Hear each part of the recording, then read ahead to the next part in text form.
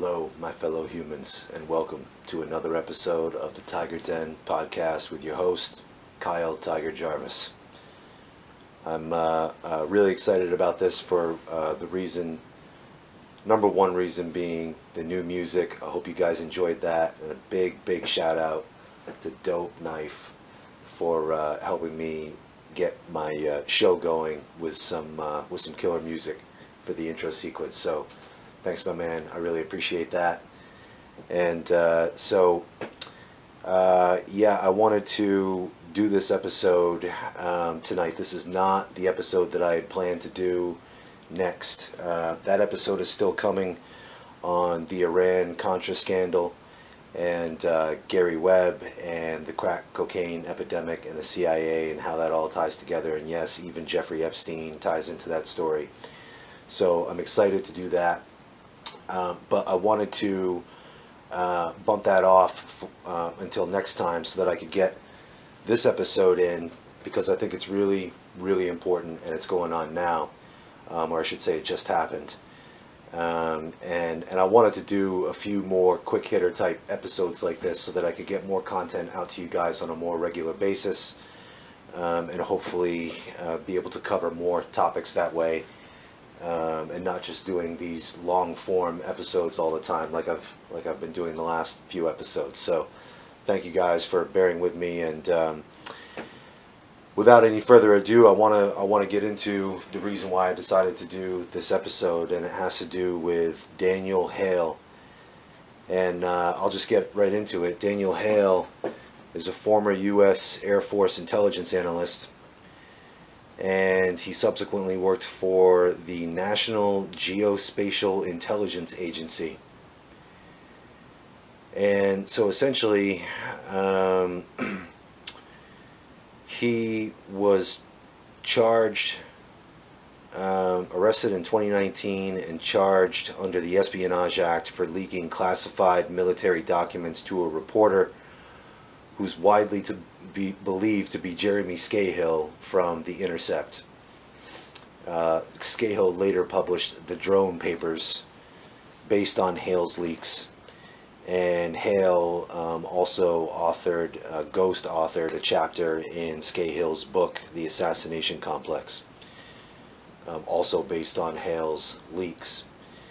And essentially what those leaks showed, the documents that he had revealed, was that drone strikes conducted by the U.S. military are not as efficient and as accurate as the government would have you believe. I know it's hard to believe, right, that the government would lie about such a thing, but it's important to shine a light on things like this when we have clear, convincing evidence that they know that it's not an efficient, accurate way to kill targeted individuals, and yet they tell us that it is and continue to use it anyway. So here's a guy who had first-hand knowledge, direct involvement, and he's saying, look, this is bad. And really what it revealed specifically in Afghanistan and the drone campaign that was happening there, which of course Obama ramped up drone use massively. And so during his time in Afghanistan, and I want to say Hale said he began his service in 2012. So these documents that he took revealed that over a 5-month period in Afghanistan alone, 90% of the people killed in the airstrikes from drones were not the intended target. Over a 5-month period, 90% of the people killed were not the intended target. And in this article, they added that the information showed that in Somalia and Yemen, where the U.S. is also heavily involved in military and bombing campaigns and all kinds of imperialistic bullshit, that the intelligence is more limited in those areas, and so the ratios of drone strike accuracy could be even worse in those locations. So Hale, he's a pretty interesting guy. I saw a couple clips of him talking at various. I don't remember exactly what it was. You guys can find it on YouTube if you're interested. And he's very well spoken, very smart, and essentially, he pleaded guilty pretty much right off the bat.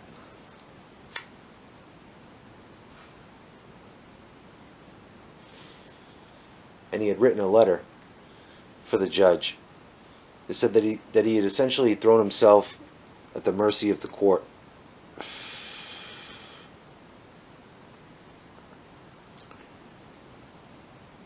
And essentially that this letter could be construed as a plea for mercy from the court ahead of sentencing. But more than anything, it outlines a defense of his actions that the U.S. government and a U.S. court would never have allowed him to present before a jury. Now think about that for a second. Essentially, he was able to make his best case, his most unfettered attempt to explain himself at his sentencing hearing.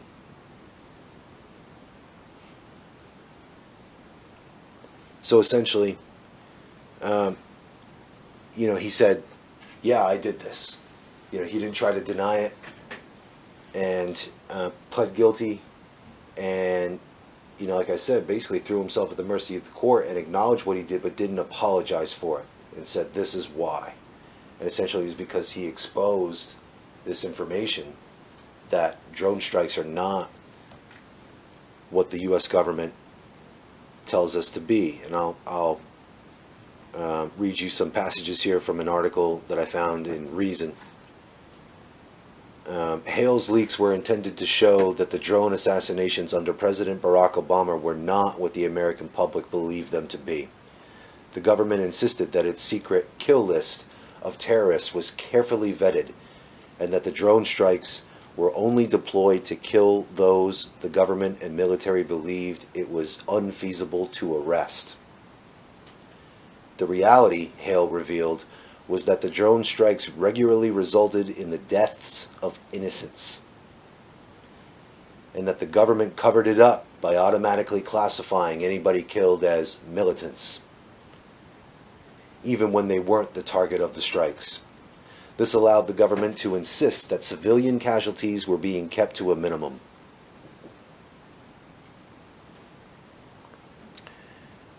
And so, this letter that Hale wrote to the judge is pretty powerful, and I want to read you guys parts of it. I'm not going to read the whole thing. It's available online for anybody that wants to see it in its entirety. And I recommend that you read it in its entirety, because this is important shit. This is our foreign policy, and this is our government and forces beyond the government, because let's be honest, if you're watching this, you probably already understand that the government in many ways is bought and paid for by a variety of interests and corporations, many of which have direct interests in warfare, in maintaining warfare, defense contractors, etc. Not to mention the resources that are often sought after in these places that we're constantly invading and meddling in. So, let me get into Daniel Hale's letter here to Judge Liam O'Grady. And he sort of talks about, he opens up by talking about his experience with PTSD, and how, there's really no soldier who's lucky enough to make it back from combat that does so uninjured. And I think that's a really important point, because, as some of you might know, the veterans in our country are not treated with the respect that you would think we would afford them based on the nobility that we attach to our military and the actions that they commit abroad. So let me get into Hale's letter here, where he talks about his PTSD, and then he says, "These are the noticeable changes in my demeanor marked by those who knew me before and after my military service. To say that period of my life spent serving in the United States Air Force had an impression on me would be an understatement. It is more accurate to say that it has irreversibly transformed my identity as an American, having forever altered the thread of my life story weaved into the fabric of our nation's history. To better appreciate the significance of how this came to pass, I would like to explain my experience deployed to Afghanistan as it was in 2012 and how it is that I came to violate the Espionage Act as a result."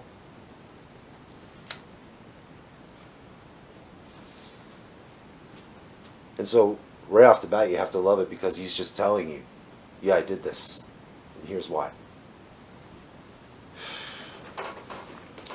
In my capacity as a signals intelligence analyst stationed at the Bagram Air Base, I was made to track down the geographic location of handset cell phone devices believed to be in the possession of so-called enemy combatants. To accomplish this mission required access to a complex chain of globe-spanning satellites capable of maintaining an unbroken connection with remotely piloted aircraft, commonly referred to as drones. Once a steady connection is made and a targeted cell phone device is acquired, an imagery analyst in the U.S., in coordination with a drone pilot and camera operator, would take over using information I provided to surveil everything that occurred within the drone's field of vision. This was done most often to document the day-to-day lives of suspected militants. Sometimes, under the right conditions, an attempt at capture would be made. Other times, a decision to strike and kill them where they stood would be weighed.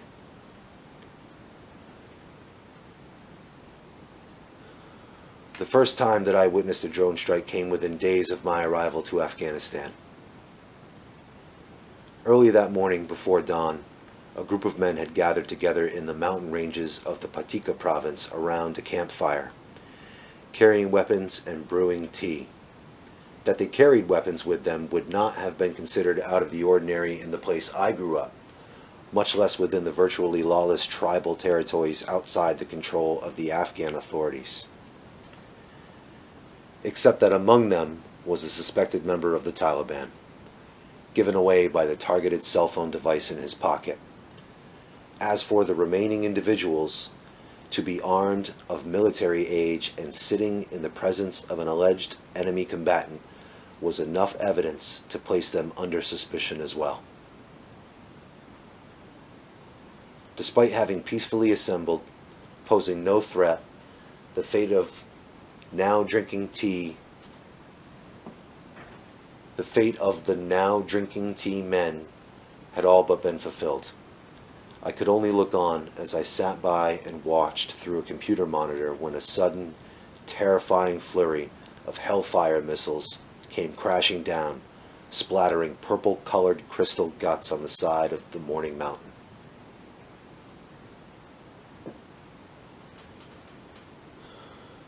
And then he goes on to talk about some other horrific incidents that he experienced and how that impacted him, hence the PTSD that he spoke of. And I want to get into a little bit more that he talks about later, not so much that specifically, but he talks about how he went to this peace conference and met this Yemeni man who talked about, I believe it was his brother, who'd been killed by a drone strike.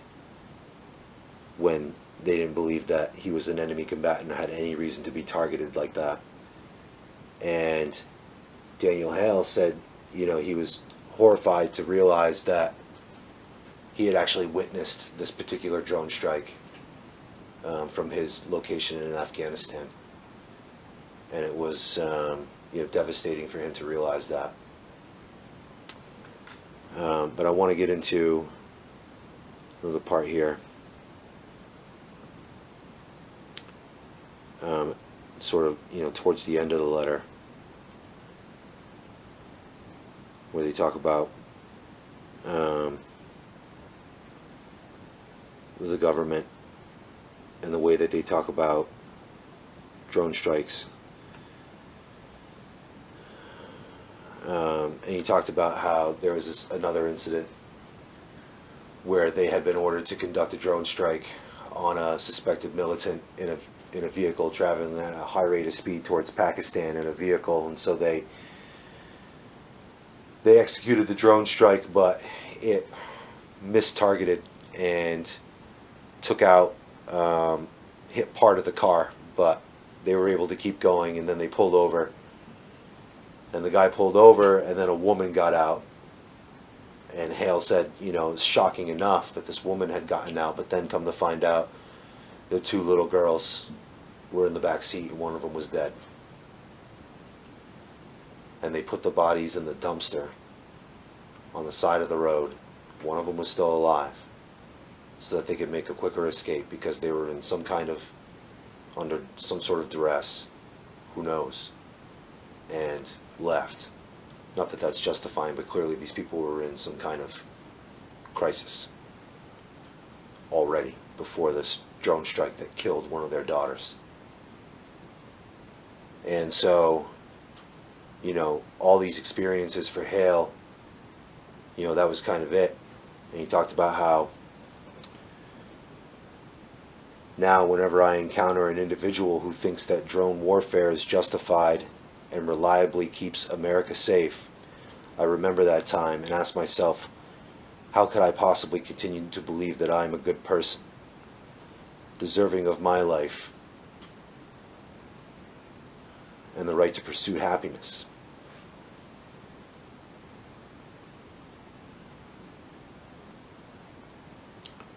So you can feel the pain in those words. This is something that he has to live with every day.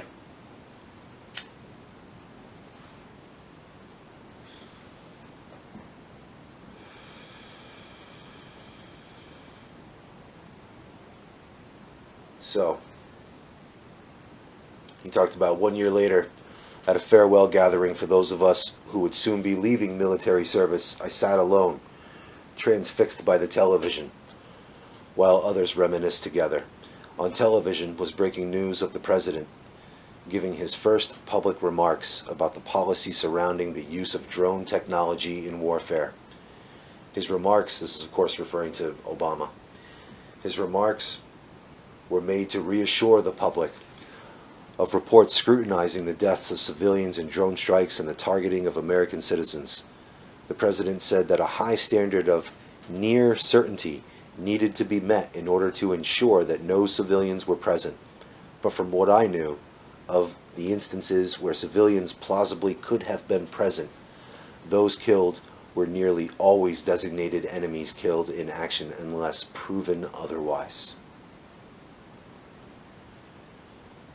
Nonetheless, I continued to heed his words as the president went on to explain how a drone could be used to eliminate someone who posed an imminent threat to the United States, using the analogy of taking out a sniper with his sights set on an unassuming crowd of people. The president likened the use of drones to prevent a would-be terrorist from carrying out his evil plot. But, as I understood it to be, the unassuming crowd had been those who lived in fear and terror of drones in their skies, and the sniper in this scenario had been me. I came to believe that the policy of drone assassination was being used to mislead the public that it keeps us safe.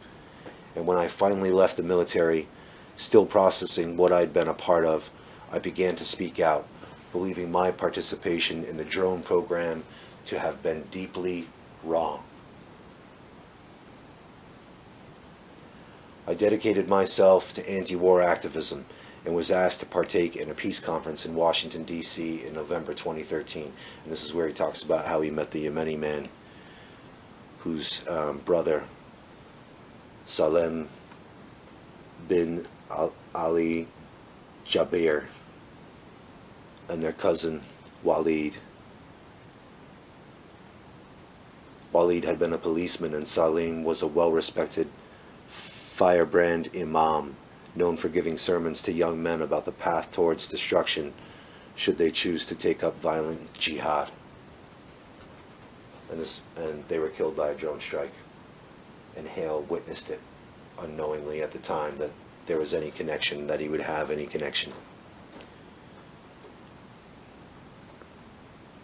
So, he goes on to sort of state his case, really, in this letter, and talk about the decisions that, the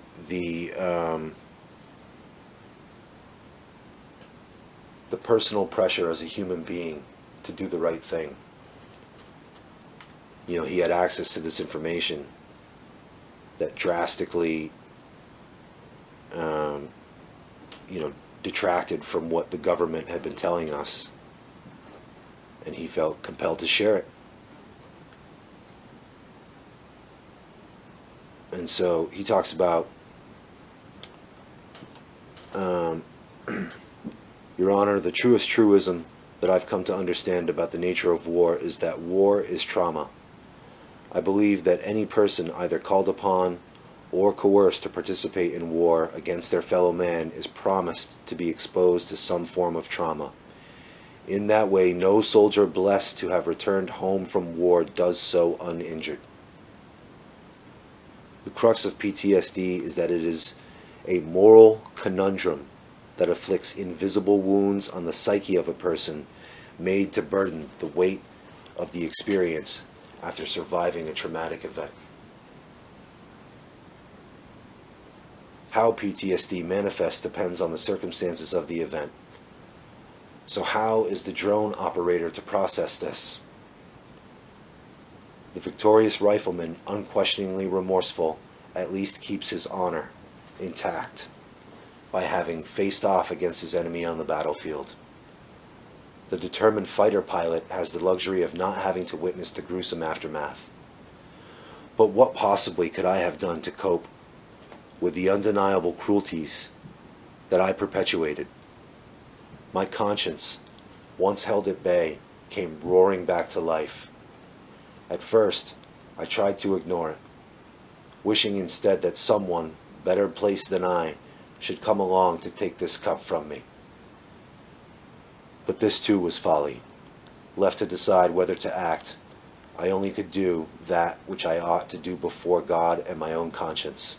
The answer came to me, that to stop the cycle of violence, I ought to sacrifice my own life and not that of another person.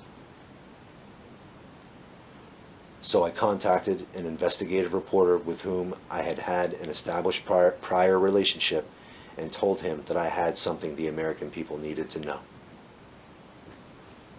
Respectfully, Daniel Hale. So, again, it's pretty remarkable, that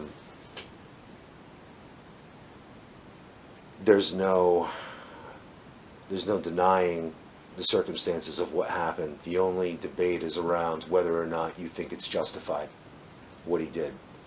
And, I think it's obvious that he's a hero. I think the American people have a right to know information like this. I think they have an obligation to know information like this.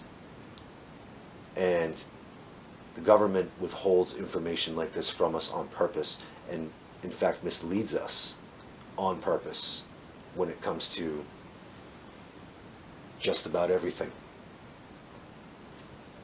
So, the judge that he was sentenced to 4 years, Hale. And the judge said, you're not being prosecuted for discussing your feelings on the drone warfare program, and said that he could have enacted whistleblower protections, but again, we see what the U.S. government does with whistleblowers. Their attempted prosecutions of Assange, Ed Snowden is still in exile. Chelsea Manning, Obama prosecuted more whistleblowers than anybody. And it looks like Biden is continuing that tradition. And why would he not? This is how it works. Trump did the same thing. So, I think even more important than that, as Hale said, it is wrong to kill the defenseless with no due process. And that's what we're doing. And that's terrorism.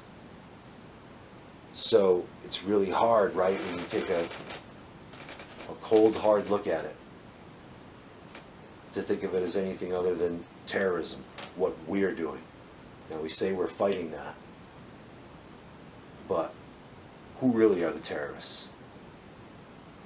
And it has to come to the point where you realize that voting red or blue just isn't going to work, because they both do the same things.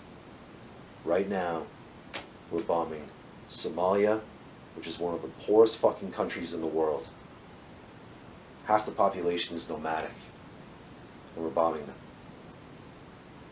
And we're funding genocide in Yemen, conducting our own covert military operations there, as well as funding the Saudi Arabian military to basically commit genocide with U.S. weapons as we speak. And this is to say nothing of what's happening to the Palestinians at the hands of the Israeli government, the Israeli military, which is overwhelmingly funded by the U.S. government. So, I know this has a little bit more of a subdued tone tonight. Things have been heavy lately. I really appreciate you guys hanging in for this episode. Like I said, I wanted to get a few more of these quick hitters out there, but I thought it was really important to discuss this Daniel Hale story. The man is a hero, and he sacrificed his freedom knowingly to share this information with you, with me, with anybody that will listen.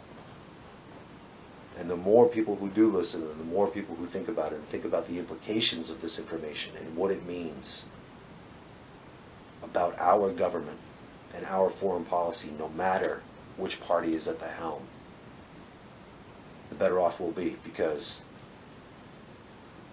I don't know where it could go from here. I mean, things look bad. It seems like